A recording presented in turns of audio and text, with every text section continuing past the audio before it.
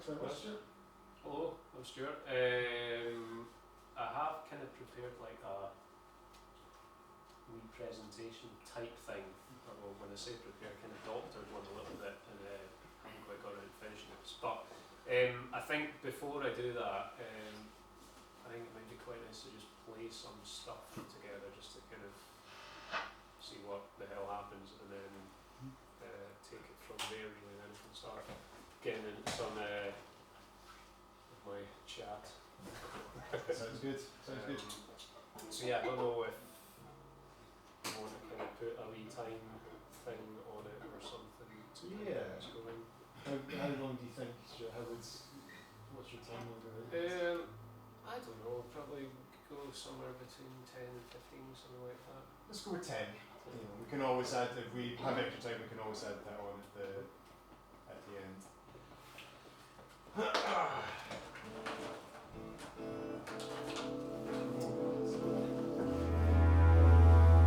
Yeah, sweet, nice one.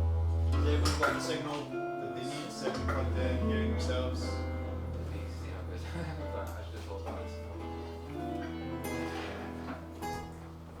Pretty hard to help them then. I'll see what happens. I'll try to be loud.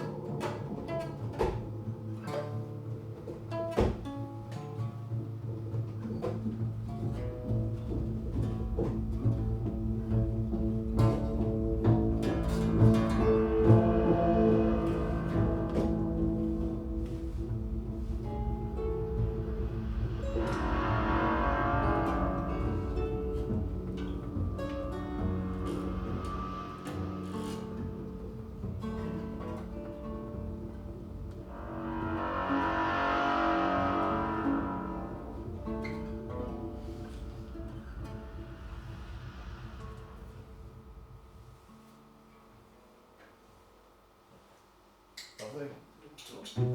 Nice work, everyone. Really enjoyed that. That was 13 and a half minutes, so we were pretty close. I mean, by our standards, that's very close.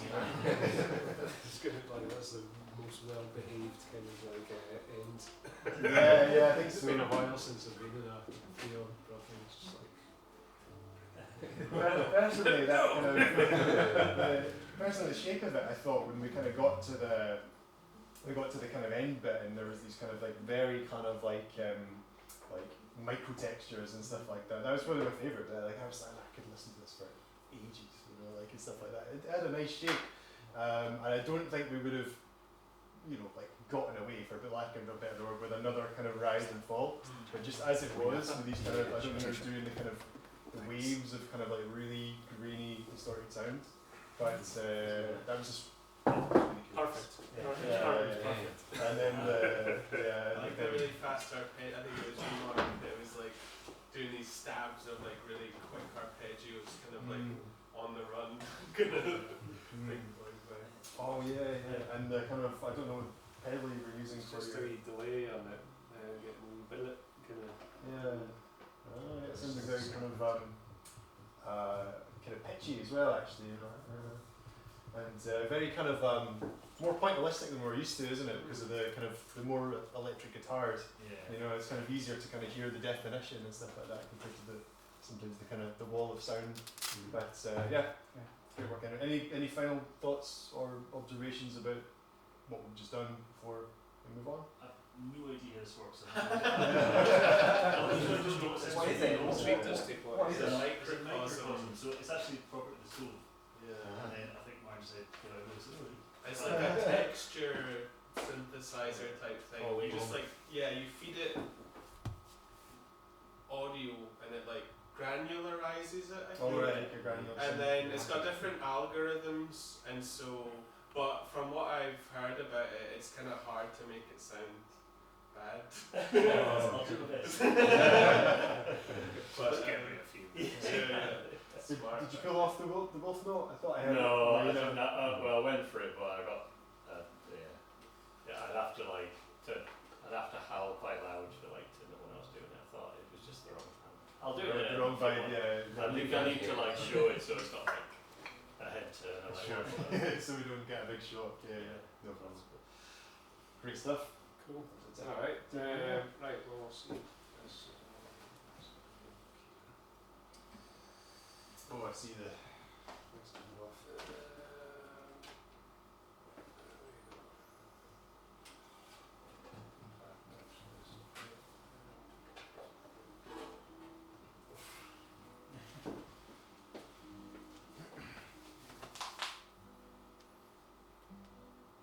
No, it's a touchboard as well. I seem to spend my life going into classrooms surrounded by Promethean boards, and I still can't get away from my little whiteboards and my pens. I was going to say, can any of the teachers use them? Some of them do. The pupils tend to be more savvy Yeah. with them, to be honest. We've got a few of them at the RCS, but no, the students or the staff. Are you? It should be on. It might have just kind of timed out or something. See what happens. Where was it a minute ago? Yeah. Sorry, folks. There's me there. What? Hey. Oh no, God. How do I get back to the book?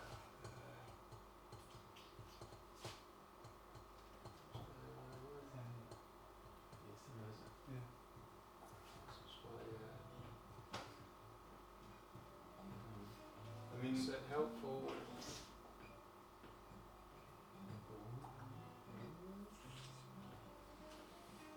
no. I'll go back to one now.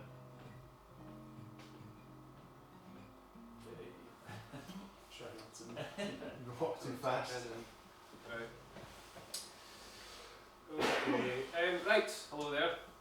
Thanks for coming out. This is quite nice to come down and have a wee chat, folk. Just a quick wee kind of blast round a few things about me. That's me. I'm Stuart Macpherson. I'm a musician. I'm a composer.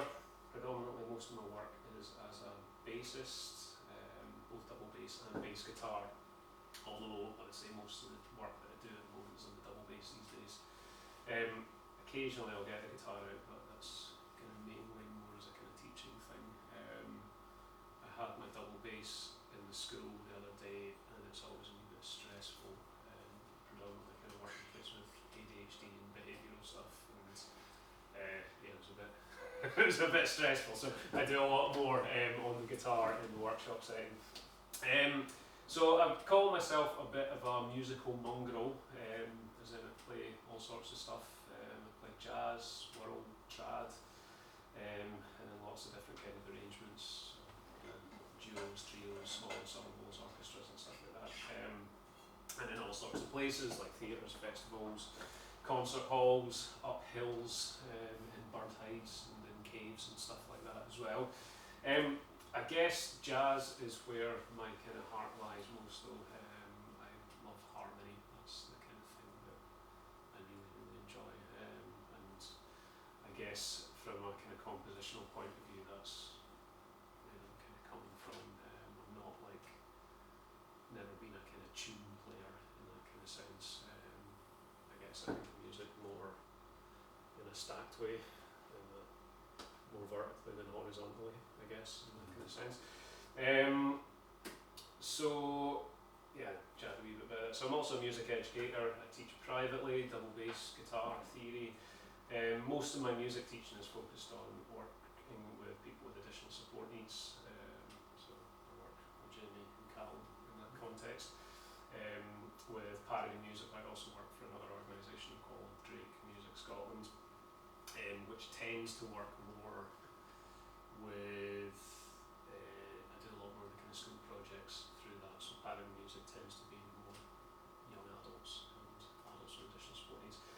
I also teach privately at Loch Earther Camp Hill Community. I don't know if any of you have been out there or how much you know about Camp Hill.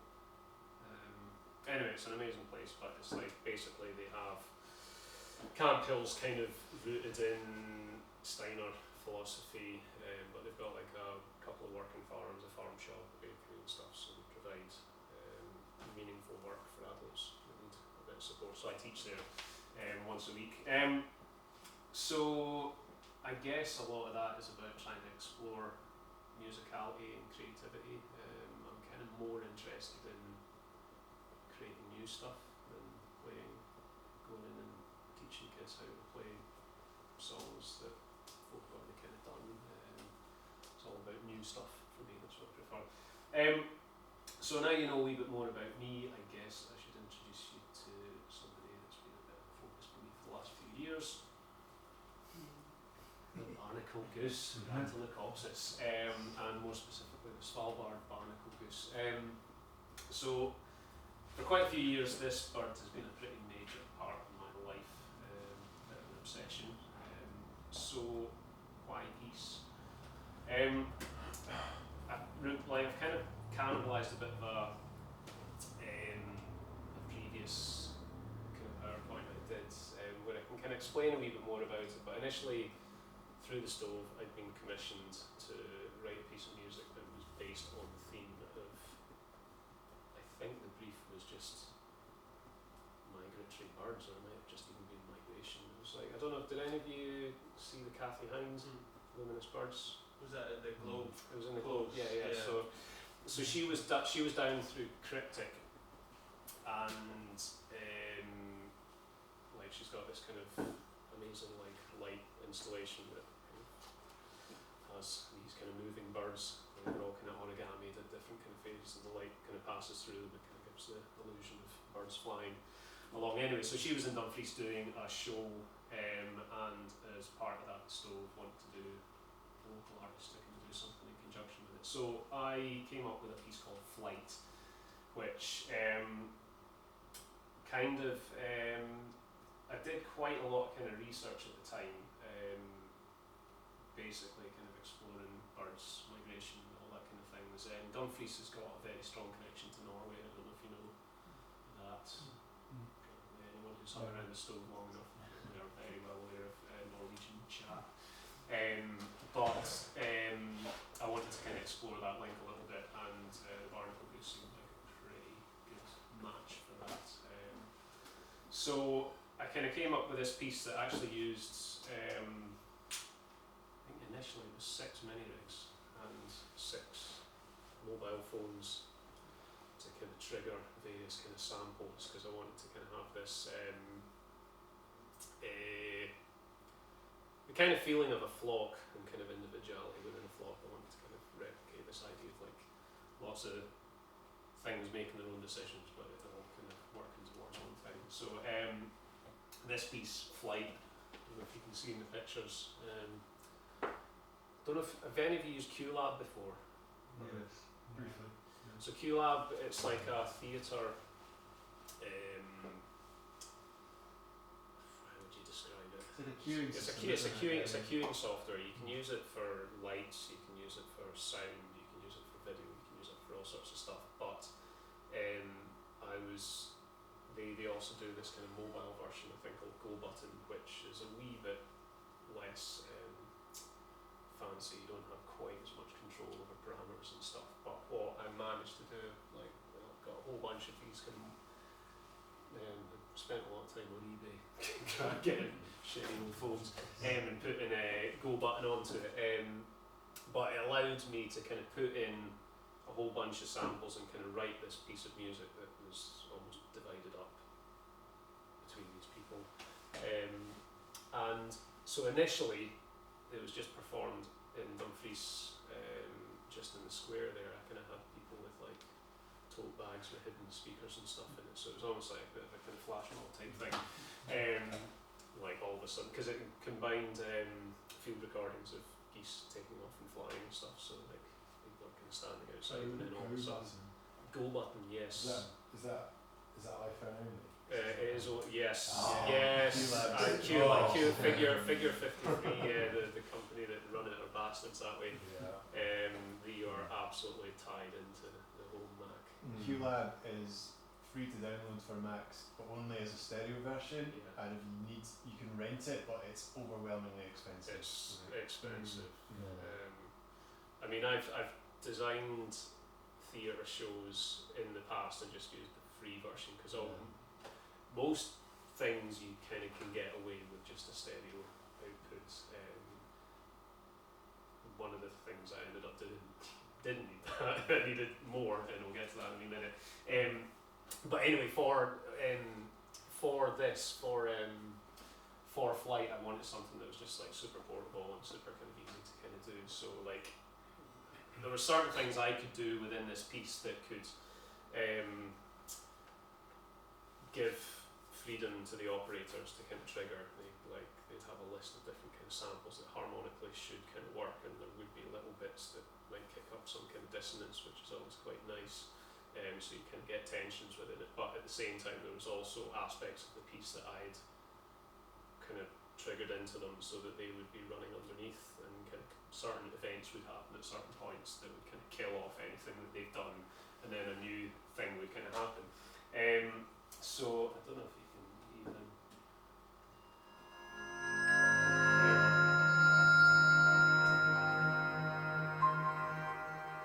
So that's a bit of the kind of like it created this kind of soundscapey type thing. It kind of some piece in the background there. But it involved lots of kind of samples of strings and double basses and handbells that I've recorded at Loch Arthur. In fact, they've got a beautiful set of orchestral grade handbells, like 3 octaves, fully chromatic. It's about like 25 grand's worth of bells. Like they're beautiful, beautiful things. But the sounds in there, that's kind of handbells that are sampled. I think, where did that kind of get to? Yes, so initially this piece was kind of written just as a thing for operators, but I always kind of wanted to feel like I wanted to develop it, and Cryptic took me on to basically kind of build on this piece. So with that I got to write a bit of string stuff that would combine with it. So the photos that were there, they would actually have the layer performance. So I did a performance in Glasgow Uni in the Cloisters, so we had a kind of string quartet, no, string trio playing, and this whole kind of piece kind of moved and migrated around. Here's a wee video of where the piece kind of ended up, because it moved. The whole idea of this piece was it was something that would kind of move from one space to another. But the way it kind of sounds, like a lot of the decisions have been made 10 minutes ago outside when things were being triggered for the way that the kind of sound environment would be at that point. It's a lovely sounding church, so I'm in the cloisters.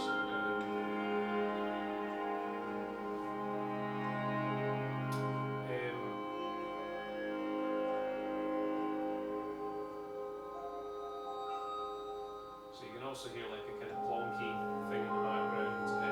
They would actually be music boxes. Part of what was quite cool about that piece was I did a workshop down on the Mill Green as part of, I think it was Nithraid at the time, and that was with Cathy, and we'd kind of got people to make their own little musical journeys. Like she kind of like made maps, and people would kind of punch holes in the map from Svalbard to Dumfries, and then like feeding them through. So I sampled all them, and they kind of worked their way into the piece as well. So it's quite like that kind of aspect of that. Anyway, so through this kind of process of, I really enjoyed the process of trying to kind of write something more structured within quite a free environment, I guess. I get quite overwhelmed with kind of decisions when it kind of comes to writing music. You're like, oh my god, it will go everywhere. So I quite like it when there's stuff taken out of my control, and then you kind of go with it. So anyway, this whole process kind of really appealed to me, and I was like, oh, maybe it should be quite cool to do something that involved video as well. So we assembled a wee team.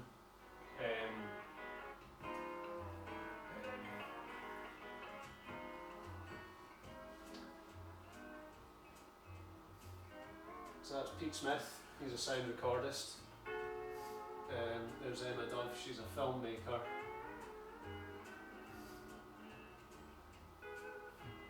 And there we go. So basically I've kind of been speaking to them quite a lot during the process of flight, just kind of mainly Pete, in fact, actually, when it came to kind of sound recordings, like he put me in touch with a couple of folk to get samples from.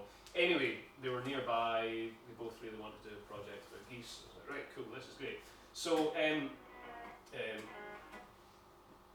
much Rykuder. So just for a bit of context, the geese, they come from up there, Svalbard, come down the Norwegian coast, come pretty much specifically the Solway Firth, these ones anyway. You get like ones that scoot over to Greenland and you get ones that go over that way, but these are the ones that I'm interested in. You'll know all this is all. So anyway, so the idea of this project was that we would kind of basically follow the geese on this kind of flight path, film, record field recordings of the environments, speak to the people that the geese kind of that encounter along the way.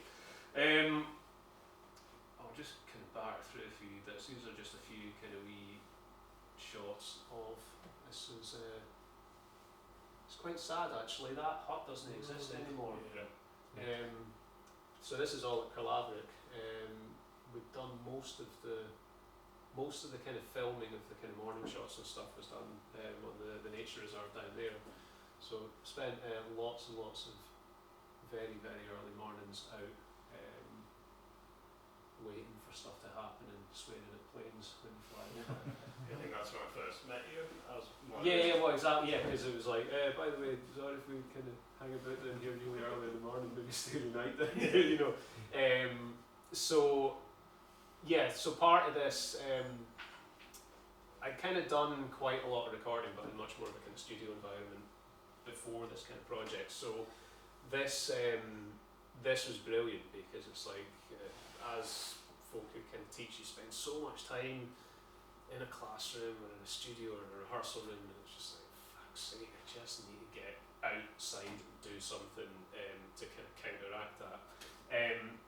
So working with Emma and Pete was brilliant because they're both really, really good at what they do, and are both like really methodical and like, which is excellent. I love that. It's like totally. So we had like a really, really good kind of working relationship with that, and so I learned a lot from them in terms of that kind of side, videography, sound recording stuff. Pete is amazing.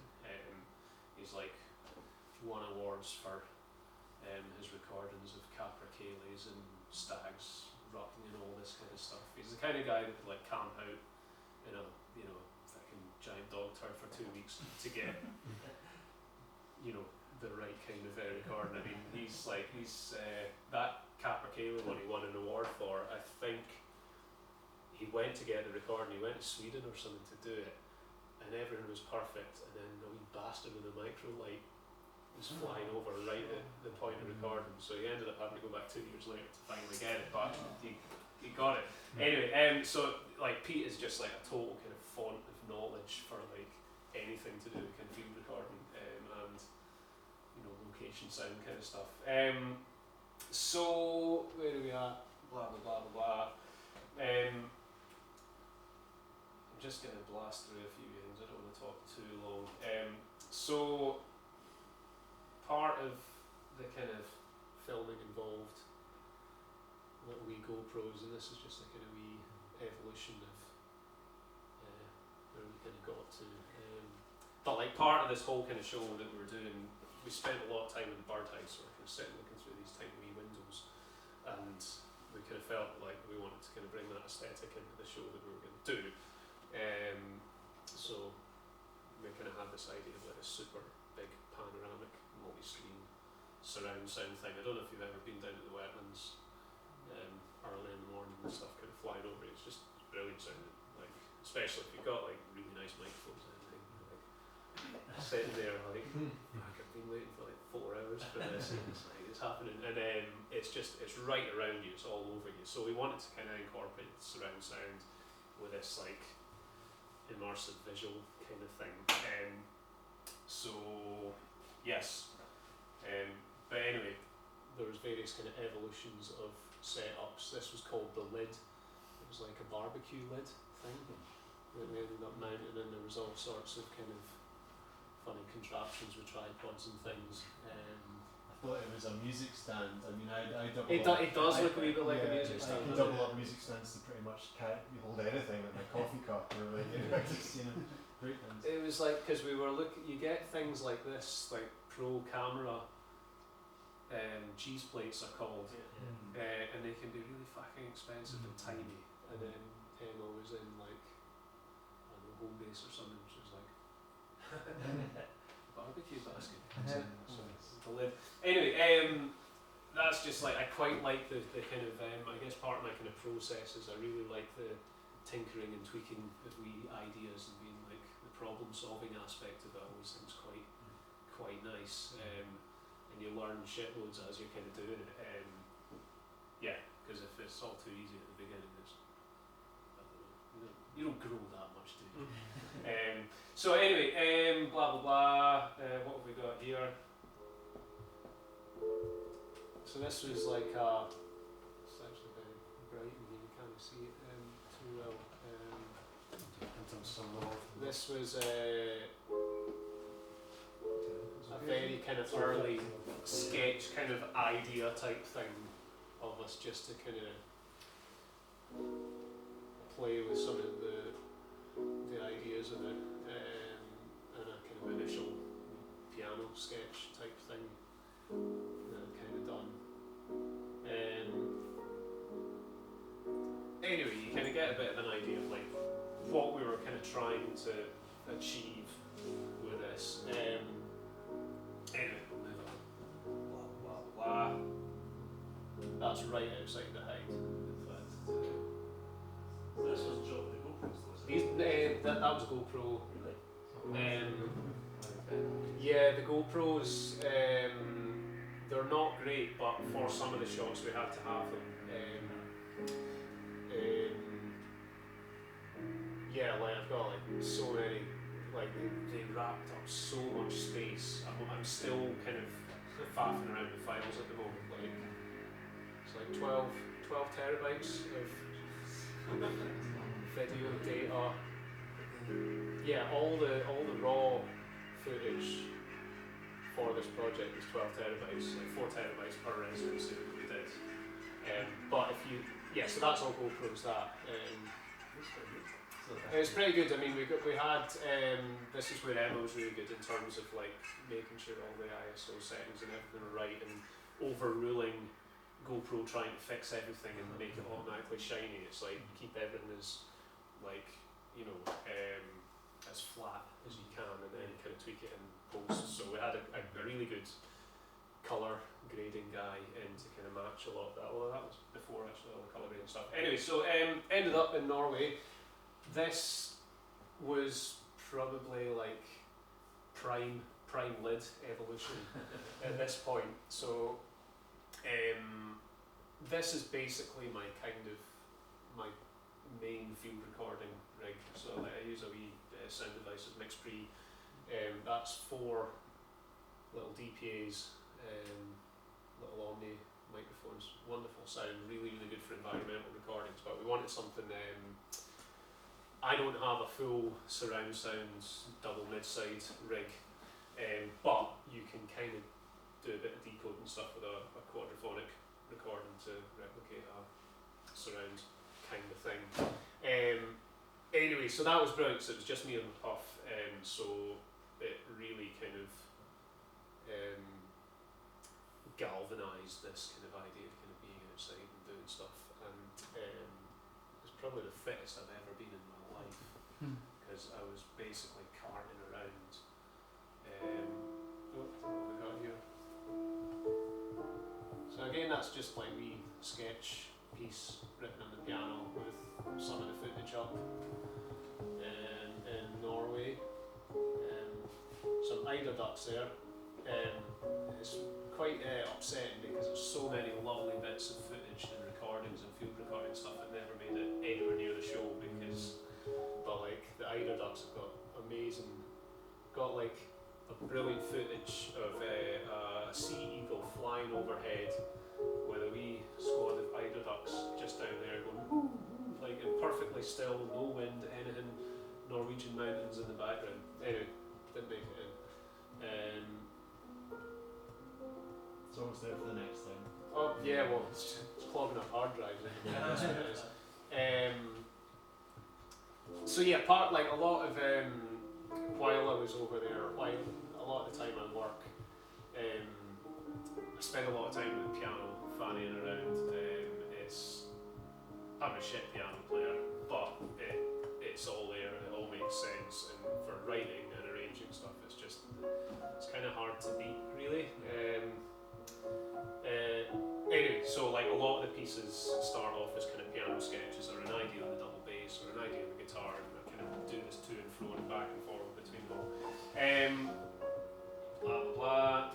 Next, yes. So that's kind of that's a closer thing of the field recording equipment. These are old coat hangers, which obviously it was really rocky here, but what you would usually do, this is a wee tip from Pete, is coat hangers, just bits of wire with a wee DPA on the top, stuck in the ground.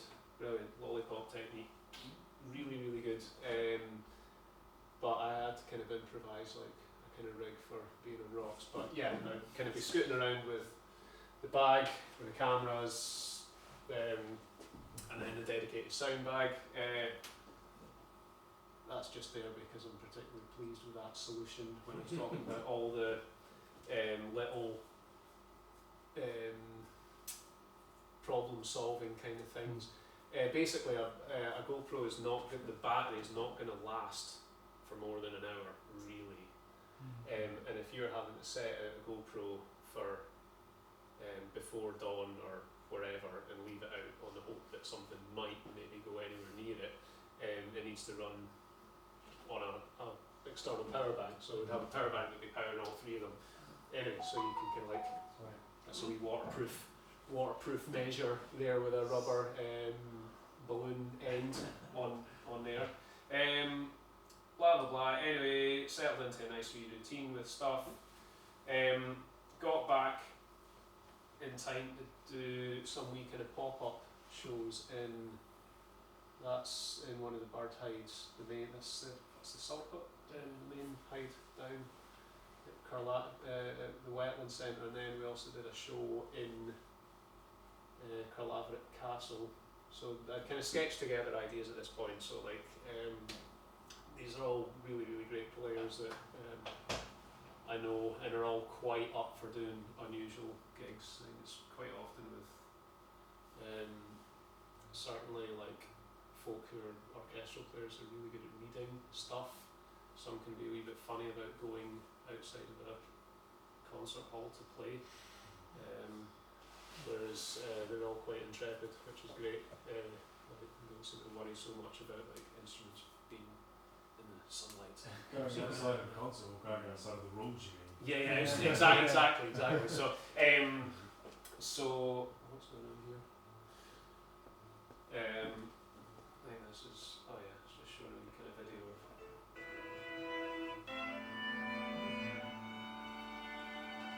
Anyway, so like piano sketches expanded, written for that kind of setup. Ideally, I would have liked to get a piano in there, but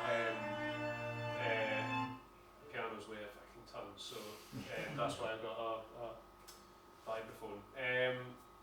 What were the acoustics like in the castle? The castle was pretty cool. It was really fucking cold. Yeah. We were gonna be playing initially in the main kind of triangle bit, but it was really windy, and then it was gonna rain. so we ended up in this kind of dark wee bit, which is a bit of a shame. And then the sun came out after we'd already set up and started playing. So anyway, but yeah, it was quite cool. Yeah, that was because it got shut, like it was closed for ages after that. But yeah, so I really like the idea of playing in places that are maybe a wee bit not your kind of usual kind of bits. Did any of you go to the Environmental Arts Festival a few years ago? The one up at Martin Castle? Yeah, briefly stopped in at that one, I remember.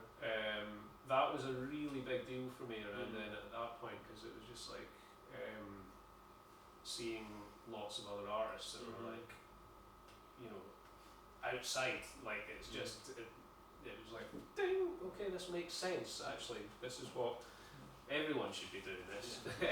Anyway, so like that, I think we kind of kernels or seeds are kind of being planted at that point, and then always kind of wanted to expand on that. Anyway, so we finally managed to get up to Svalbard, so we were wee pals down there, and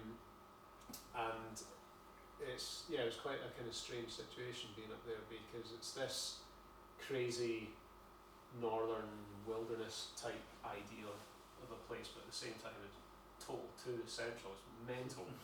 And there's just lots of really crazy things, like there's this polar bear sign, and nobody goes beyond it.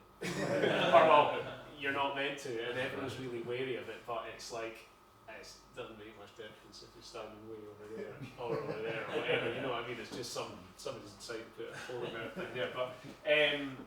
But yeah, so it is this kind of really strange mixture of wilderness, human activity. Like we went through a whole kind of moral dilemma of actually going up there in the first place. It was really like, fuck, should we actually even be going there and adding to this crazy, horrible thing that's happening up there? Anyway, so coal, human impact, resources, blah blah blah. A big part of the whole project was talking to people. So that's when I was kind of talking about the engagement with folk with music boxes and stuff. It's like I kind of want there to be some kind of connection with what I'm doing with where it is. You know what I mean? I think quite often there's a bit of a kind of disjointed disconnect between all that. So yeah, met loads of really, really interesting folk with magic stories. So these are all kind of random Norwegians and folk from Longyearbyen and stuff. Can I does anyone need a quick break just now? Sometimes I want just in the middle, just for Cool, 5 minutes. totally, yeah. How's everyone feeling? Should we take one just now? And then